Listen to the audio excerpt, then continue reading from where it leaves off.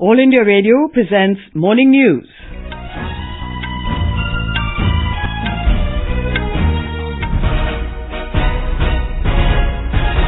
Good morning, I'm Gurmala Kapoor.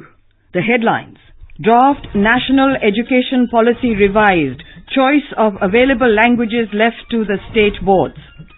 Search operation continues to locate Indian Air Force missing AN-32 aircraft. Robert Vadra to appear before Enforcement Directorate in money laundering case of alleged illegal assets abroad. UN Security Council to discuss crisis in Sudan following death of 30 protesters by security forces against military rule. And in ICC Cricket World Cup, Pakistan defeats hosts England by 14 runs in Nottingham. The Kasturi Rangan Committee has revised the draft new national education policy and effected some changes in the three-language formula. The committee yesterday informed the government that there had been an inadvertent error in the draft submitted for public feedback. The committee said the revised draft has now been uploaded for feedback from states and public for a period of 30 days. The government has clarified that the draft was recommendatory and has been revised to say that the students be given flexibility over choice of language under the three-language model in schools. In the revised draft, the choice of available languages has been left to the state boards. HRD Secretary R. Subramaniam has reiterated that the draft is not government policy but recommendations of the committee. External Affairs Minister S. Jaishankar has also said that all stakeholders, the general public and state governments will be consulted before taking a final call on the three-language norm. The Department for Promotion of Industry and Internal Trade has sought suggestions from people on the proposed draft Copyright Amendment Rules 2019. In a statement, the Commerce and Industry Ministry said the draft rules are available on www.egazette.nic.in for seeking comments and suggestions from all people till the 29th of this month.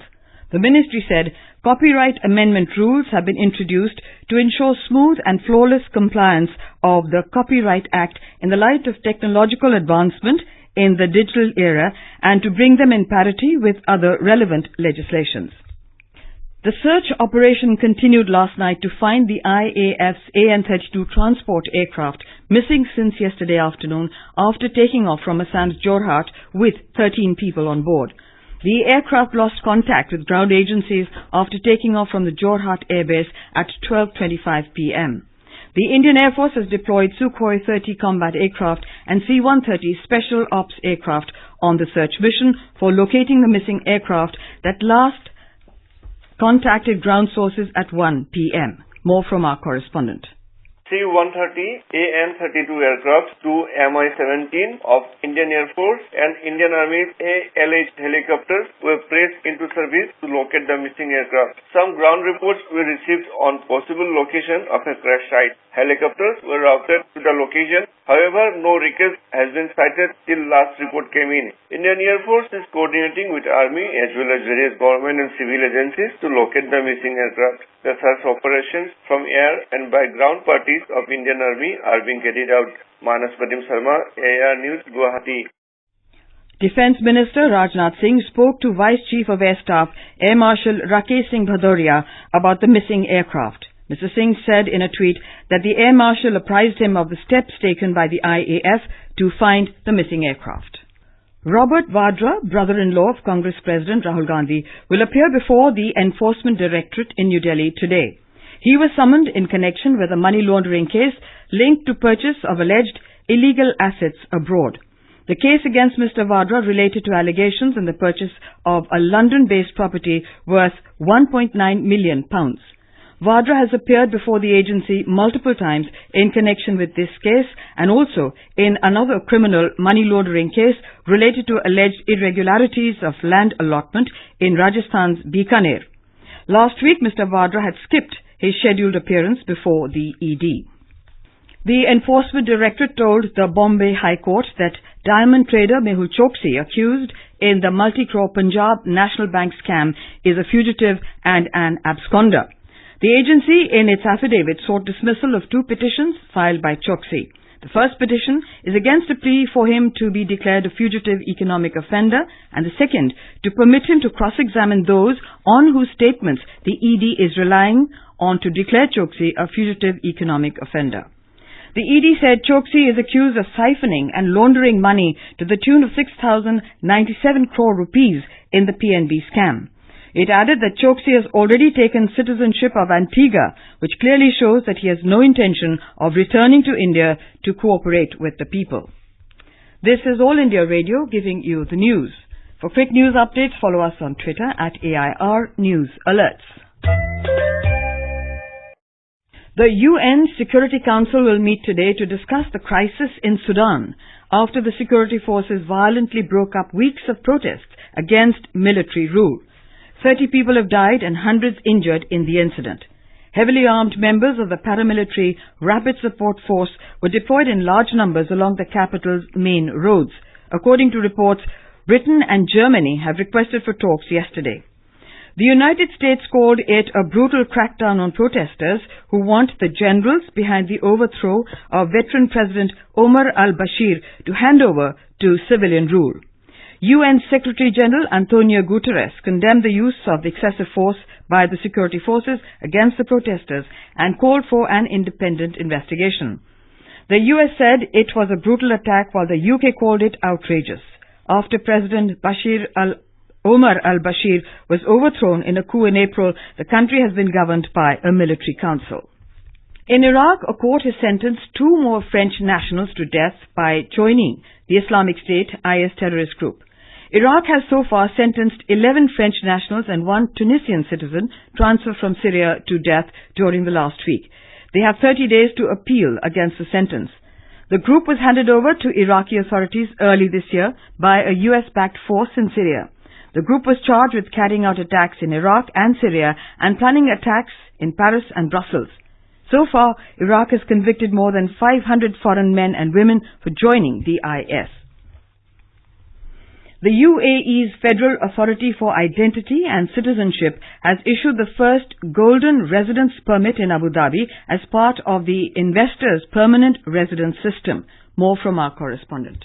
The recently launched permanent residency system in UAE saw its very first beneficiary. Indian billionaire M.A. Yusuf Ali was given the golden card under the scheme in UAE on Monday. The program is an outreach initiative for investors and business leaders of foreign origin. The UAE government last month had announced that the first batch of 6,800 investors with 100 billion dirhams worth of investments in the country will be granted the golden card. Under this scheme, exceptional doctors, engineers, scientists and artists will also be considered. The UAE has also started 5- and 10-year residency visas to investors, entrepreneurs, specialists and outstanding students.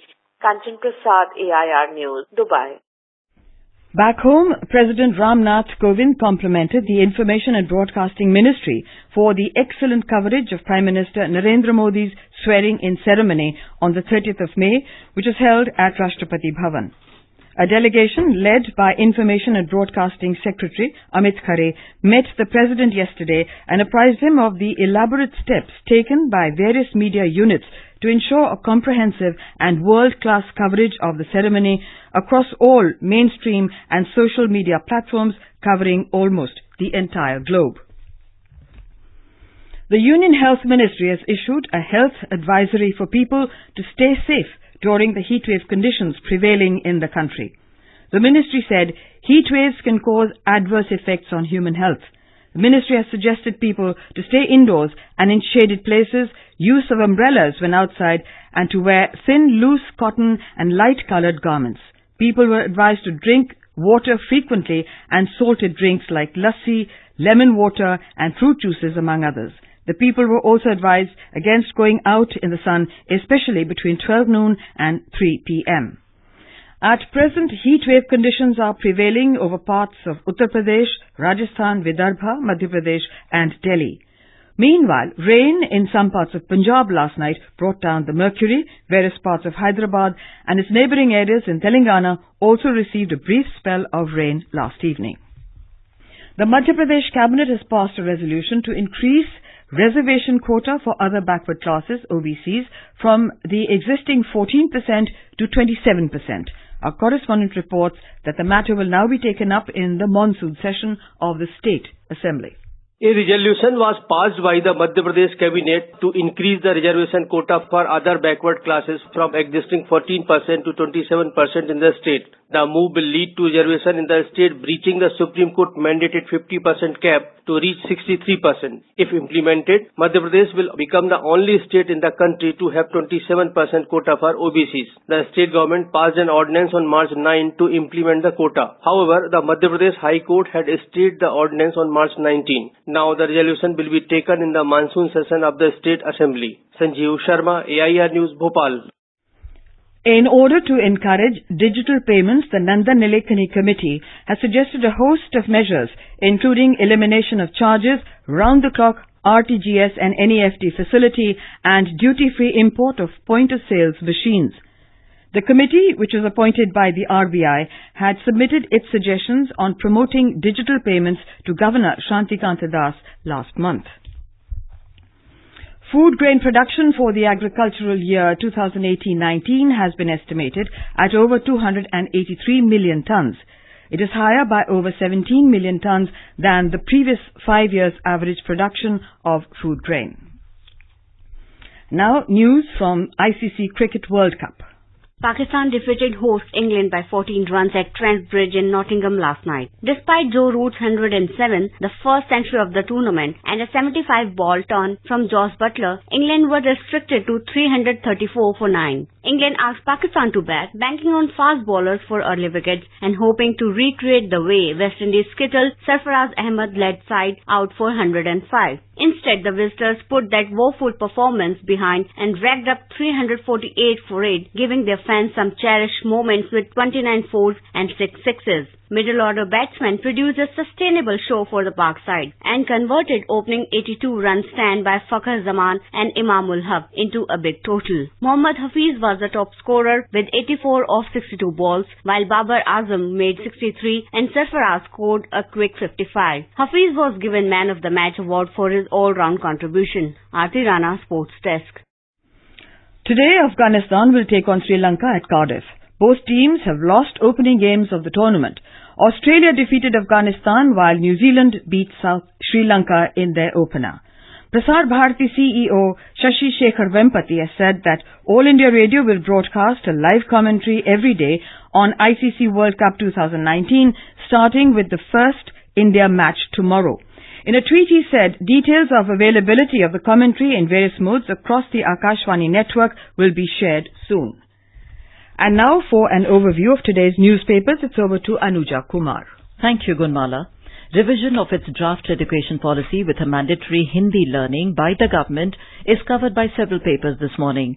The Asian Age headline reads, Government U-turn on education policy, mandatory Hindi dropped after facing severe criticism from political parties in Tamil Nadu. The other news highlight is of the missing Air Force plane which carried 13 people on board. Indian Air Force AN-32 goes off radar 33 minutes after taking off for Arunachal from Jorhat, writes the Tribune. The Times of India reports that Defence Minister Rajnath Singh yesterday reviewed the situation in the Siachen Glacier region as also militancy hit Jammu and Kashmir. He asked Indian troops to give a befitting reply to any misadventure from Pakistan. And in news from the national capital, the Asian Age reports that a 224-room hostel will be constructed at the Jawaharlal Nehru University to accommodate 424 students from the northeast. And with that, it's back to you, Gunmala. Thank you, Anuja. And now before we end the bulletin, the headlines once again. Draft National Education Policy revised, choice of available languages left to the state boards. Search operation continues to locate Indian Air Force missing AN-32 aircraft. Robert Vadra to appear before Enforcement Directorate in money laundering case of alleged illegal assets abroad. UN Security Council to discuss crisis in Sudan following death of 30 protesters by security forces against military rule. And in ICC Cricket World Cup, Pakistan defeat host England by 14 runs in Nottingham. And with that we end the morning news. Have a nice day.